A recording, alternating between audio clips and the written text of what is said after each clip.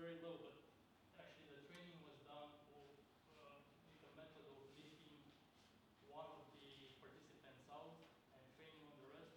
So this resembles kind of like a fresh system for the other user. Imagine you're developing an application and you want to release it and be used by a lot of users. So you don't have label data from all the other.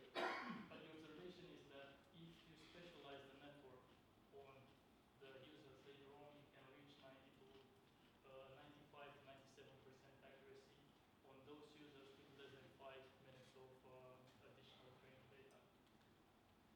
Okay, the energy efficiency we evaluated with the development board, the Snapdragon, the processor very similar to the one you have in smartwatches and the older generation of smartphones. Yeah, just to have full control over the measurements. And what we found was the impact of energy consumption on a battery, on a typical battery on a smartphone is less than 1.2% of the whole battery for this sort of inferences and sensor sampling. Just because sensors are much cheaper than the GPS and all the other sensors. Okay, so getting close to conclusions. Why is this important?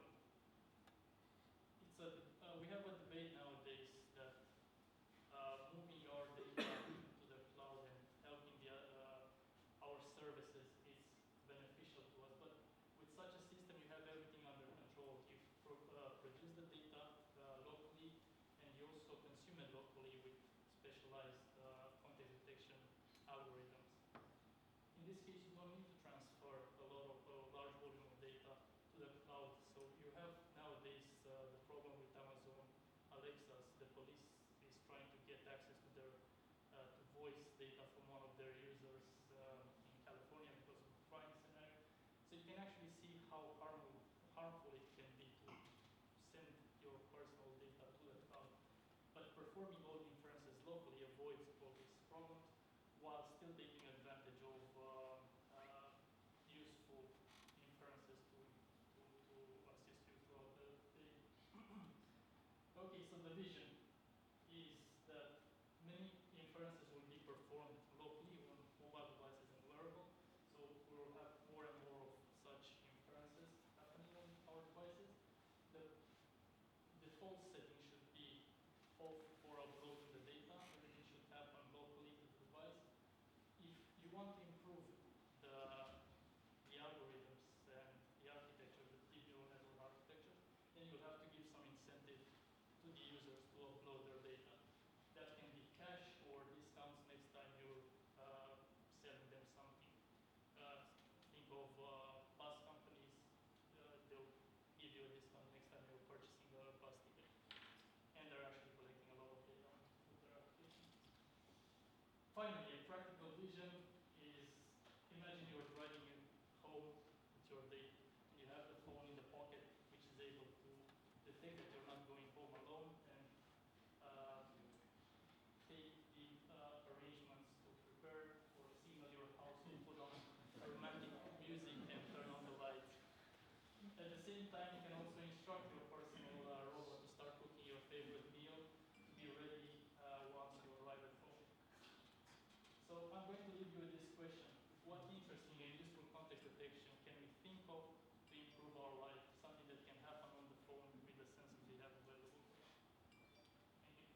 Oh, sorry, before that, I need to acknowledge my collaborators, my supervisor, Marina, Lito, Jota, Nick, Surab, and Cecilia.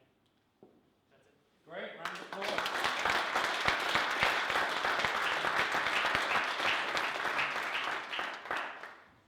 So, this is actually the power, okay, of the network and the community at action. I had a friend who's an entrepreneur.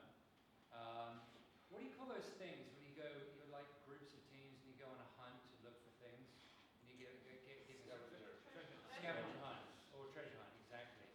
And he said, I want to do a treasure hunt with mobile phones. So it's not the most original idea, but his question was, how on earth do you do very localized indoor GPS? Right? I don't know, Google it. Now, how many times have you been coming to the IOT meetups and how long have we known each other? I had no idea that's what you did. You are literally a domain expert in that field, right? So if there's someone who knows about indoor GPS for this particular idea or any application, you're the go-to guy. So that is the power of the network. It's just spreading that information and getting referrals and there's a company in Glasgow that's got a Wi-Fi map of all the Wi-Fi stations in the world, you know it? They're not the company, but there are a few. Yeah, no, this is a company that does it. And they put an app out that allows you to track local Wi-Fis.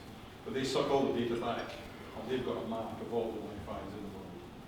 So before we go to our next speaker, the other comment is, for me it's quite difficult to know exactly how to pitch the level of technicality. And there are times at which I can see half the room literally kind of going, oh God. When they see something too technical, and then the other side of the room light up, lean in, oh my God, technical, brilliant. And I think what I'll try to do is mix it up, maybe have one slightly more technical, one more strategic, and one sort of like make it more kind of practical, just to try to keep everyone happy. But it's impossible really to know how technical to go, and I think you struck a really good balance because I was able to follow it, and in itself that's quite a challenge. And I also think that there are a lot of highly technical, very niche meetups out there that cater quite well for that, like Tech Meetup, for example, that's at Skyscanner each month, isn't it? And then it's probably the Python, the C++, and the Java meetup groups. So I think, like I said, they're very highly technical, very well catered for, which is why I tend to prefer to just steer clear of getting too deeply technical or start going through lines of code and so on. So I thought your talk was excellent and it was a really interesting balance.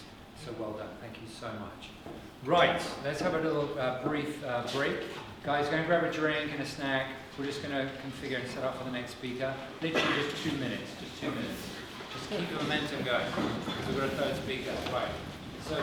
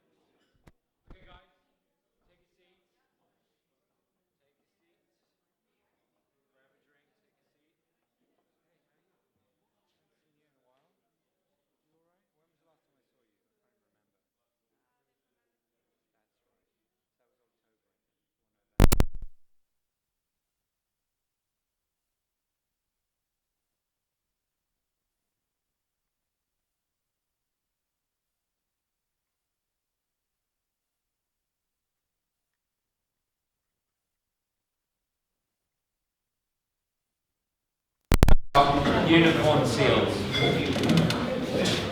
that a unicorn seal? Is it a seal or is it a unicorn? You don't know. What's that thing sticking out? Oh, I thought it was a horn. Well, now, ladies, let me see. Grab a beer.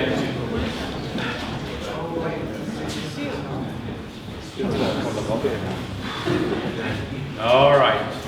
All good with the live stream, Alan? Find out the technical glitches. Come on, Patrick.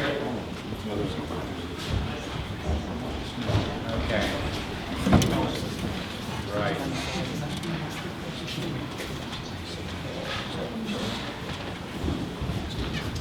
Right. So our next speaker is, as I mentioned, is Sergio Senna. Now you've come all the way from St Andrews, is that right? Yes. And you had a little bit of a nightmare getting here, is that right? Sure. Perhaps you can start by explaining what a So, hero works and make it all the way down.